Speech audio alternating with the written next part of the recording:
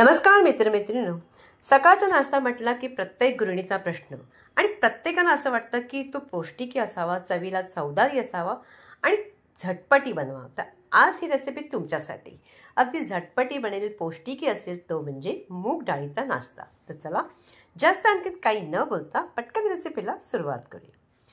इथे मी 1 वाटी मुगाची डाळ अगदी 4 तासासाठी भिजवली होती. मुगाची डाळ पटकन भिजली जाते, 2 तासांनी पण भिजते. तुम्ही जर त्या अगदी हातामध्ये घेऊन जर तोडलात ना असं मध्ये मधून, तर अगदी तुटते सुद्धा, म्हणजे ती चांगली भिजली गेली. आता काय करायचं, ही मुगाच्या डाळीचं जे पाणी आहे ना, आपण सगळं अगदी गाळून घ्यायचं.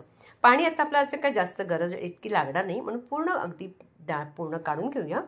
आता हे गाळल्यानंतर हीच डाळ आपल्याला मिक्सरच्या भांड्यात टाकायची आणि त्याच्यामध्ये ना अगदी जास्त प्रमाणात नाही, अगदी मोजकंच जरासं 2 चमचे म्हणाल ना, तितकंच आपण त्याच्यामध्ये पाणी टाकायचं.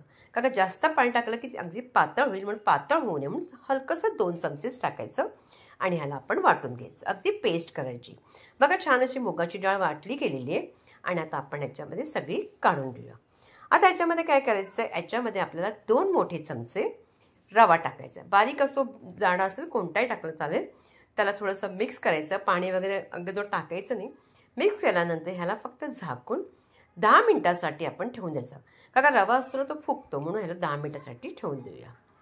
आता बघा, इथे 10 मिनिटं झालेली आहे आणि पटकन आता आपण त्याच्यामध्ये बाकीची जिन्नस ती घालूया.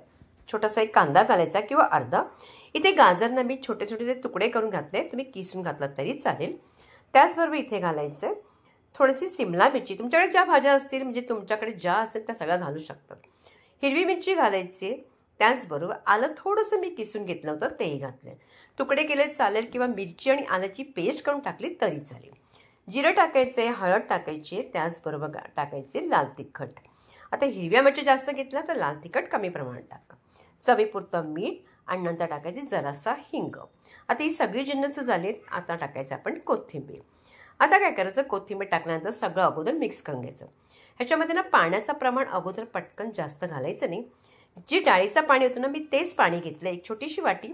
थोडंसं पाणी घालून आपण याला बघूया की आपल्याला पाणी किती लागते. आता कन्सिस्टन्सी अगदी म्हणजे जास्त पातळीनी आणि जास्त जाडणी. तर बघा, मी ही पूर्ण वाटी मला हे पाणी लागलं आहे आणि बरोबर आता ही कन्सिस्टन्सी झाली. आता मी काय केलं, तर गॅसवरती एक पॅन घेतला, छोटासा माझ्याकडे होता, बराचसा जुना आहे म्हणून खराबही झाला आहे. तेल टाकायचं गरम आणि तेल गरम झालं की पटकन एका पळीने हे मिश्रण टाकायचं. टाकल्यानंतर ह्याला झाकून ठेवायचं आणि अगदी 2-4 मिनटं त्याला थांबायचं. अगदी हलकं मंद आचेवर होऊ द्यायचं, म्हणजे छान असं अगदी खालून ते भाजलं जाईल. आता काय करूया, ती 4 मिनटं झाली होती, तर पटकन त्याला उलट करायचं. बघा, छान अगदी मस्त खरपूस असं भाजलं गेलं. आता पुन्हा हवं असेल तिथे तूप, तेल तुम्हाला जे आवडीनुसार तुम्ही घालू शकता आणि पुन्हा त्याला आपण उलट करायचे. आता पटकन आपला हा नाश्ता रेडी होईल. बघा, छान असा झालेला आहे आपला नाश्ता. अगदी आपण ह्याला काढून घ्या. आणि तुमच्याकडे जर अशा पद्धतीचा पॅन नसेल तर तुम्ही कढई घेऊ शकता. मी तुम्हाला त्याच्यातही दाखवते. इथे बघा, कढई घेतली, पण अशा पद्धतीची खोलगट घ्या. थोडंसं तेल पूर्ण लावून घ्यायचं. ही लोखंडाचीच आहे जराशी. आणि थोडंसं तेल लावल्यानंतर याच्या मधोमध आपण हे मिश्रण घालायचं. याच्यातही तुम्ही करू शकता अशा पद्धतीने. आणि अशा केल्यानंतर आपण काय करायचं, जरासं झाकून ठेवायचं. पुन्हा त्याच पद्धतीने आपण 2-3 मिनटं ठेवायचं आणि त्यानंतर झाकण उघडून त्याला उलट करायचं. अगदी मस्त कढईमध्ये सुद्धा छान होतं. तुम्ही अशा पद्धतीने सुद्धा करू शकता. तर बघा, मस्त असे खालून अगदी खरपूस झालेले आहे. आणि पुन्हा आता 2-3 मिनटानंतर दोन्ही बाजूने आपला आता चांगला भाजला गेला आहे. छानच आपला नाश्ता रेडी झाला आहे. अशा पद्धतीने सगळे करून घ्यायचे.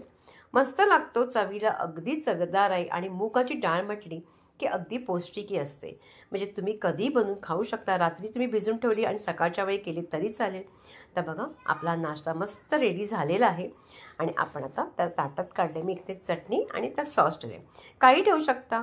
तुम्हाला तोडूनही दाखवते की तोडताना अगदी नरम आणि वरून अगदी खरपूस असा अगदी मस्त मूग डाळीचा नाश्ता रेडी झालेला आहे. तुम्ही नक्की करून पहा, तुम्हाला खूप आवडेल. काका खरोखरच छान बनतो. तर रेसिपी जर तुम्हाला आवडली असेल ना, तर जास्तीत जास्त लाईक करायचे, प्रत्येकांकडे शेअर करायचे, शॉर्ट व्हिडिओ पाहायला विसरायचं नाही आहे. आणि पुन्हा भेटायचे आपण एका छानशा रेसिपी बरोबर.